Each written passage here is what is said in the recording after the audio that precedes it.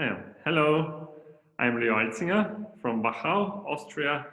I'm sitting in our cellar in the moment, and I want to let you know some things about the previous vintage, the 2019 vintage. In the Wachau, as also in the rest of Austria, 2019 started pretty warm. So we had a warm winter and also a dry winter.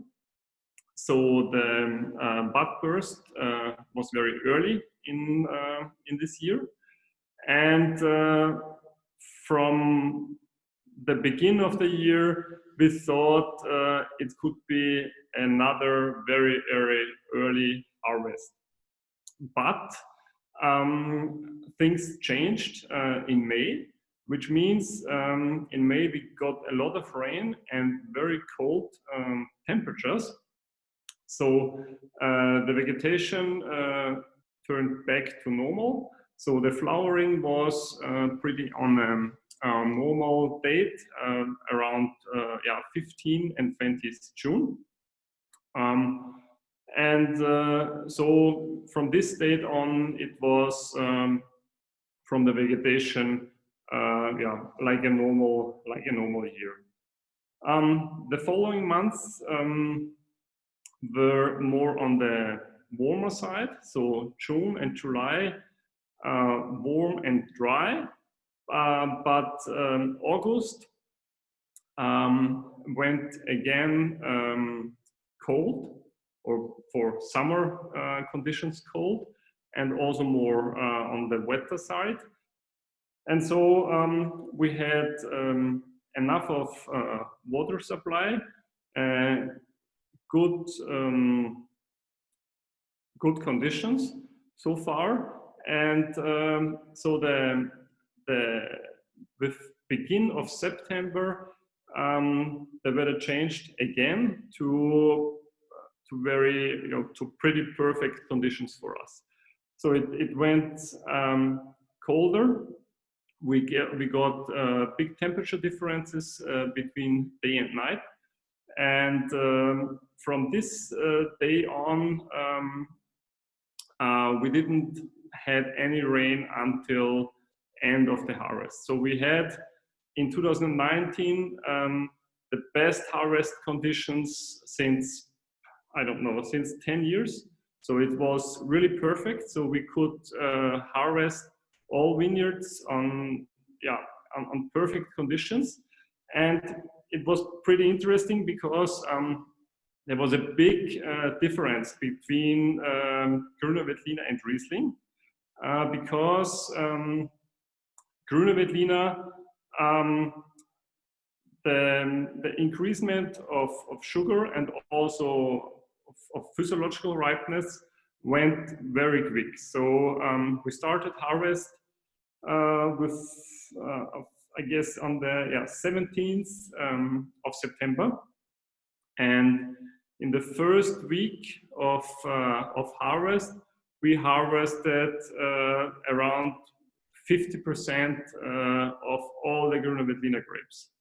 So we never had this. It was not really easy to handle in the cellar because of the big quantities which came in, but it was necessary to pick all the Grüne Veltliner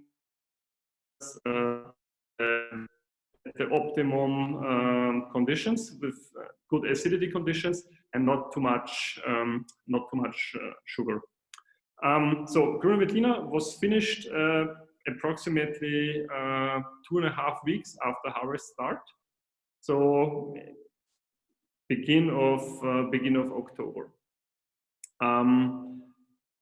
Following, we harvested the Riesling Federspiels, and after this, we had a break of approximately 10 to 14 days because the Riesling Smaragds needed more time to get the optimum physiological ripeness. So Riesling Smaragd harvest started around mid of October, and we finished, I think, one of the last days of October. Yeah, from the character of the vintage, I think 2019 is one of the most elegant vintages out of the last 4 or 5 years. We have very good acidity contents, a good balance of fruit, ripeness, and acidity. And so I think it's worth a 9, you know, this mythos of the 9 vintages. And as it looks now, it could be a good 9 vintage. Yeah, Peter, when we talked to him about the vintage, and I'm going to talk to him again next week to get some more impressions. He was saying that he was comparing it to 1999 for him. It has in this same category. When you're talking about when you say perfect grapes for you and you know, perfect harvest conditions, what does this mean for you? Yeah, that's basically means that it was possible to harvest each vineyard at exactly that point we want to do that. Because if you have unstable weather conditions like in other years, you always need to have the weather in the background, and you have to do sometimes more compromises. And in this year, that was not necessary. We could do it as we want to do it, and yeah. So I'm tasting the 2019 Grüner Veltliner Turnstein, Yeah. and sometimes this wine to me needs time in the bottle. It's just arrived to kind of loosen, but it's very expressive already. Are you finding that this is kind of the case across the vintage? Yeah, that's I think one of the characters of the 19 vintage, that the wines are also now, they show a lot.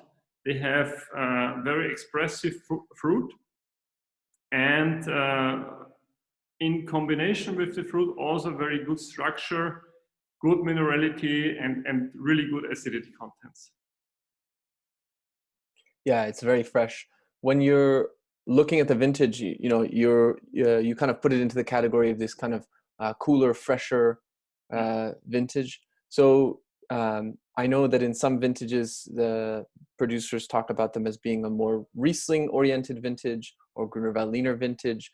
For you, 19, did it favor one grape variety particularly? You know, in the moment, it's perhaps a bit too early that you can point that out finally, but possibly Riesling, but we will see. But you know, I'm a big Riesling fan, but I'm also very, very happy with the Grüners.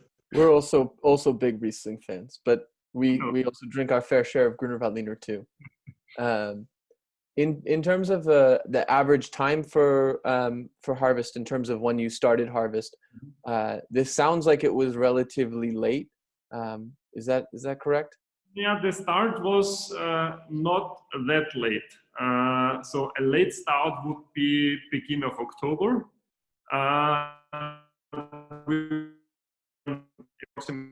September. So it's for vintages, if you look back the last 5-6 years, then we always started in September. But in compared to 2018, this was late because in 18 we started on 1st September. Excellent. Is there another vintage in the last 10 or 15 years that you might yourself compare this to, or even if it's a part of one vintage and part of another? Yeah, it's not so easy to answer this, especially because it's now April, and it would be easier to answer this question possibly in, I don't know, August, September. But for me, it's a bit like 2013, or between 2013 and 2016. More 13, because this was also very structured vintage, ripe, structured, but also high acidity contents. If you look on the more previous vintages, and if you go further back, I think in terms of Riesling, 99 is a good direction. For Grüne Veltliner, it's a bit riper compared to 99, or riper, a bit more volume. So the 19s have a bit more kind of texture and weight than 99. For Yeah, Grüne. the Grünes are, I think, compared to 99, a bit higher in alcohol, but the other components are like this vintage, and the Rieslings is pretty the same direction. Excellent. Well, this is a great start. It's delicious. Yeah, we are. You know, we normally have in this time of the year, we have a lot of tastings from people, or from our partners from everywhere, and also ProWein. But the tastings which we had before this whole stuff now, people were extremely happy with the vintage, and also we are very happy with the results.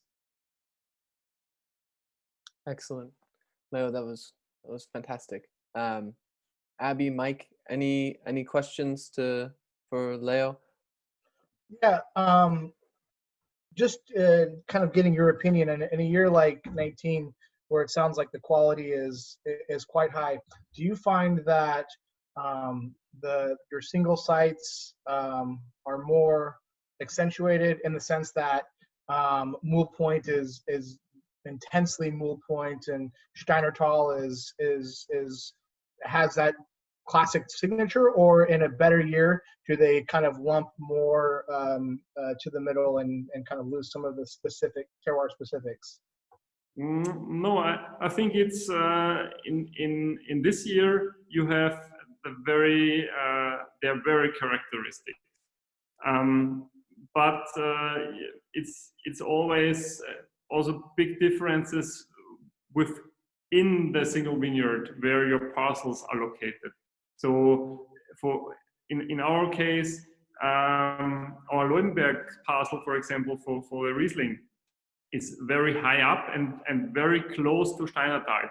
So the differences between our Leuenberg and Steinertal is never that big compared to a parcel on Leuenberg, which would be directly in the center, where it's a lot warmer.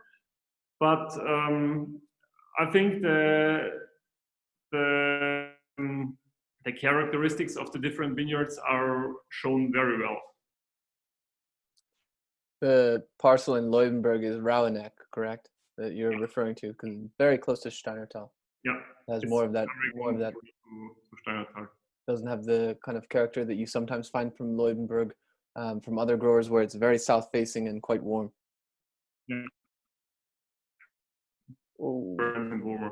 And we also get a small new parcel this year, which we plant next week. It's on the completely other side of the Leuenberg, so on the western beginning, but also very high up. So it's higher compared to the parcel what we have now. It's on 350 meters, so it should be direction. The wine should be also in this direction. What's that parcel called?